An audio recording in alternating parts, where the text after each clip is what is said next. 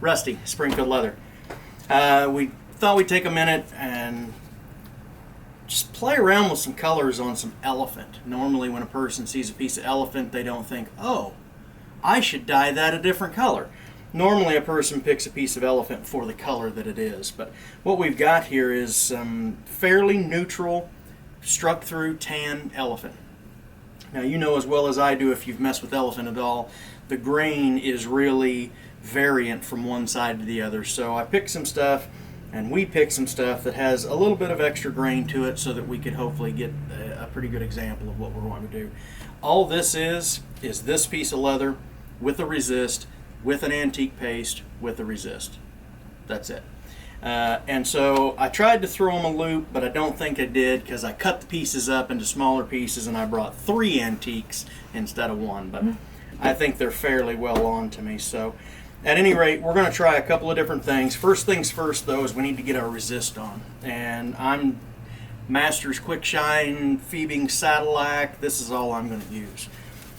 So basically we're just going to give it a coat.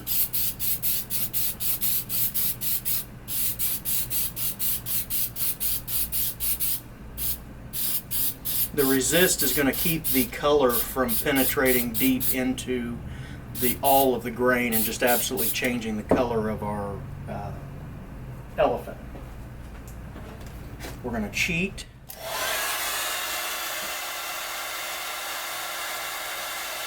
So normally I would just open one of these up with my finger, I'd just slob it on there and then I'd wipe it off, but I only brought 1 pair of gloves in 3 different colors. So we're going to work with black, mahogany, and dark brown.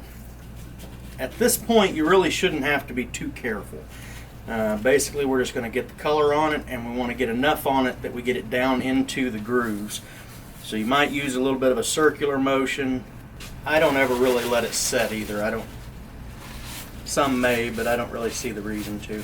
The only thing you got to be careful about is when you're wiping it back off, be sure not to just completely wipe the color back out of your grain.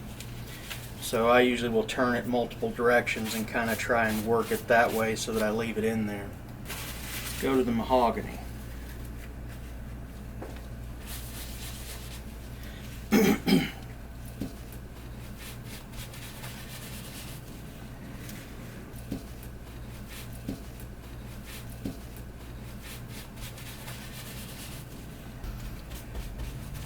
The mahogany really isn't going to do a lot, but that's okay.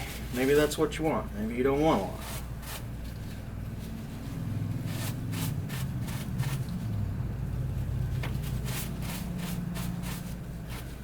Dark brown. Probably won't be a tremendous difference between the brown and the black, really, but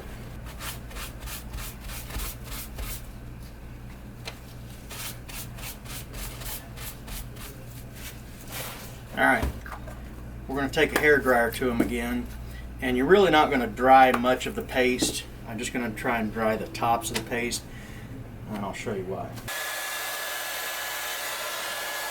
So I would suggest before you begin to actually put a finish on it, I would let it set and dry a little bit better, or dry it a little bit better, so that the paste down in the grooves really gets good and set. We're going to use a piece of sandpaper. And all we're going to do is take and rake the tops of it. And hopefully you're able to see that it's bringing the color back.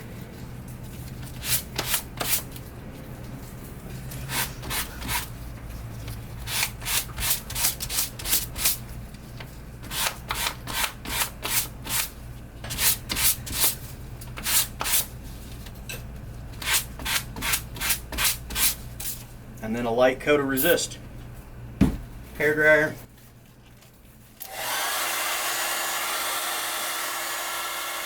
Alright friends, that's it really. You've got the black, the dark brown, the mahogany, and the original color.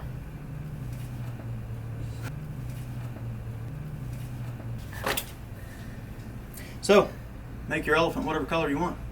Thanks.